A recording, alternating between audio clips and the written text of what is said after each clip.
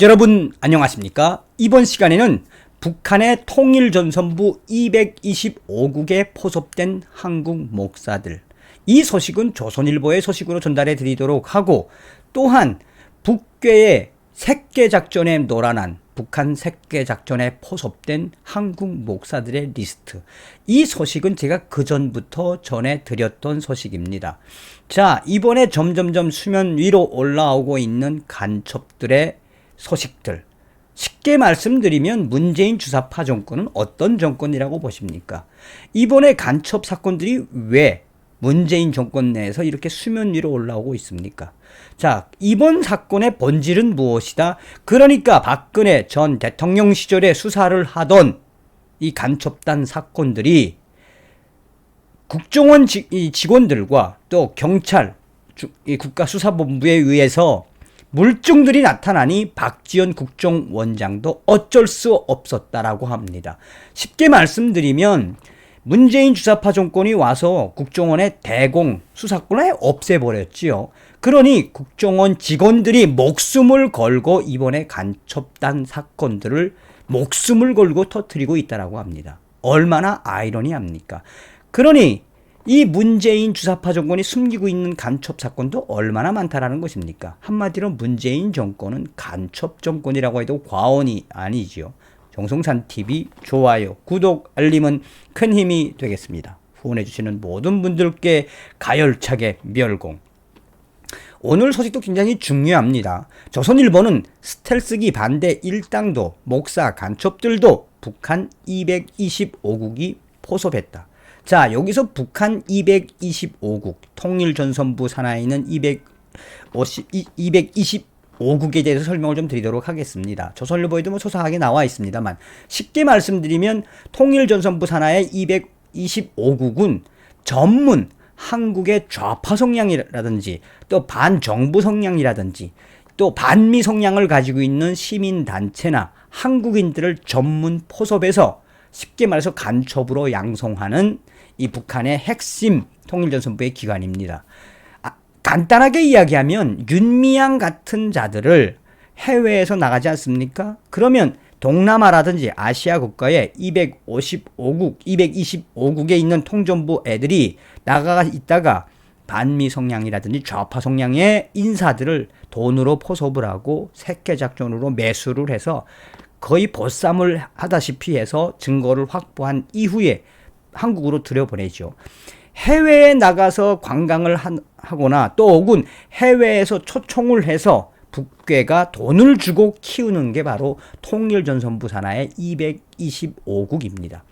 주로 동남아시아나 아시아 국가에 나가서 한국 분들에 대한 동향을 파악하고 또 한국에 있는 고정 간첩이나 한국에 있는 이번에 간첩단 같은 자들이 명단을 건네주면 아예 매수해버리고 포섭하는 게 225국 통전부의 실체다. 걔네들은 한국을 굉장히 잘합니다. 그래서 탈북민 중에는 통일전선부 산하의 225국에서 근무를 하다가 오신 분들도 꽤 있습니다. 왜? 한국을 잘하니까. 그분들이 한국에 와서 이 당시에 이명박 대통령 시절에, 박근혜 대통령 시절에 얼마나 북괴에게 포섭된 이 간첩 리스트를 줬습니까? 근데 아이러니하게도 당시에 225국의 리스트를 받고도 이명박 대통령은 수사를 하지 않았어요. 그거는 박근혜 대통령도 수사를 하지 않았습니다. 왜? 자, 225국에서 근무하다가 탈북을 해서 한국에 온 건 알겠는데 과연 증거가 있느냐?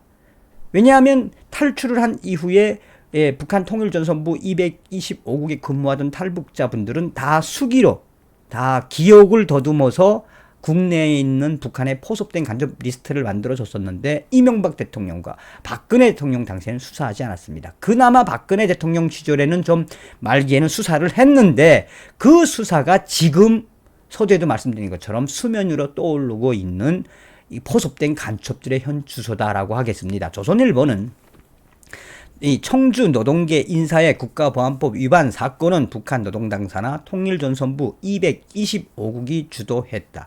그들 중에는 6년 전 225국에 포섭된 목사들도 있다. 북한 전문가와 탈북민 등에 따르면 225국은 한국 시민 노동단체 인사들을 포섭해 남한 내 지하당을 만들고 이를 통한 국가 기밀 수집 및 북한 체제 선전 활동을 목표로 한 조직이다. 북한의 통일전선부 225국은 2015년 문화교류국으로 명칭을 바꿨다. 요건 잘못된 겁니다. 225국이 별도로 있고 또한 이 문화교류국도 통일전선부 산하에 별도로 있습니다.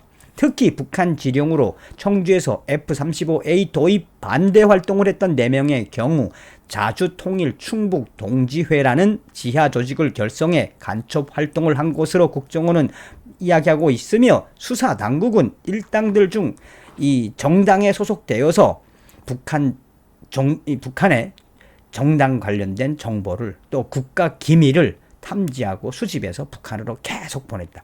얼마나 많이 간첩질을 했다라는 이야기입니까? 자, 그러면서 김모 목사 또 다른 목사들도 여기에 연루되어 있다며 2015년 12월 기소된 김모 목사와 또 다른 목사 판결문 등에 따르면 김모 목사와 다른 목사들은 북한의 공작금을 받고 친북 활동을 한 혐의를 받고 있으며 김모 목사는 2011년 4월 중국 대련에서 2012년 5월 베트남 호치민에서 북한 225국 소속 윤모 공작원을 만나서 공작금을 받았으며 그 이후에도 계속해서 공작금 2만 달러를 받고 포섭된 목사들은 대한민국의 이 간첩 목사들은 북한과의 공작금을 받고 그에 대한 대한민국의 국가 기밀 자료들을 북한으로 이 암호식으로 만들어서 USB를 통해서 계속해서 보내줬다.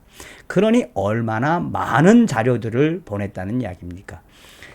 북한 225국 공작원들에게 포섭된 간첩 목사들은 2018년 캄보디아 프놈펜에서 접선을 해서 사상교육을 받거나 공작금을 받거나 또 혹은 그동안 수집했던 국가 기밀을 넘겨준 것으로 드러났다라고 전하고 있습니다. 자, 정성산 TV에서는 그 전에 이 김대중 정권과 또 노무현 정권 시절에 북한으로 올라갔다가 포섭된 목사들의 이 북한 색계 작전에 대해서 이야기한 적이 있습니다.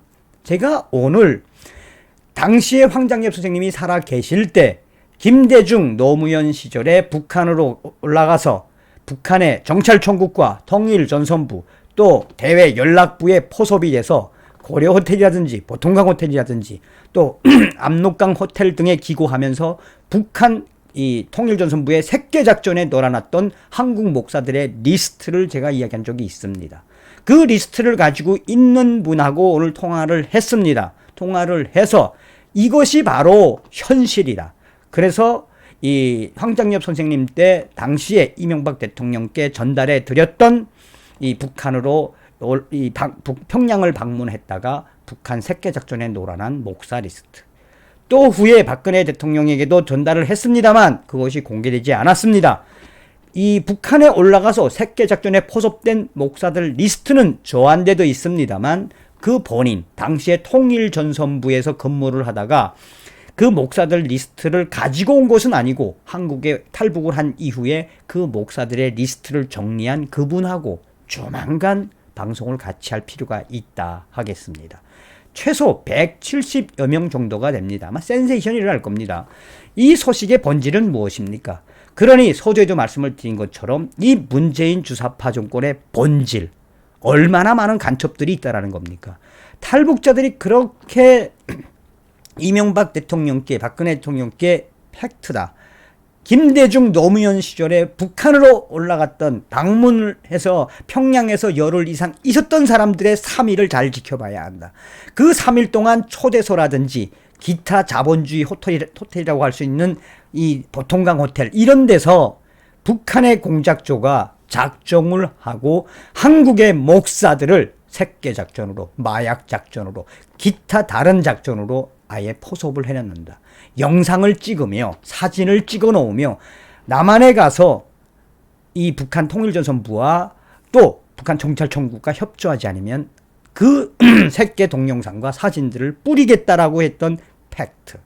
점점점 문재인 정권의 말기에 우리 탈북민들이 할 일이 참 많아지는 듯 합니다. 이번 시간에는 통일전선부에 포섭된 한국 목사들의 실태와 앞으로 북한에 올라갔다가 색해작전에 포섭된 한국 목사들의 리스트를 조만간 폭로하겠다는 소식을 전달해 드렸습니다. 다음 시간에 뵙겠습니다. 멸공.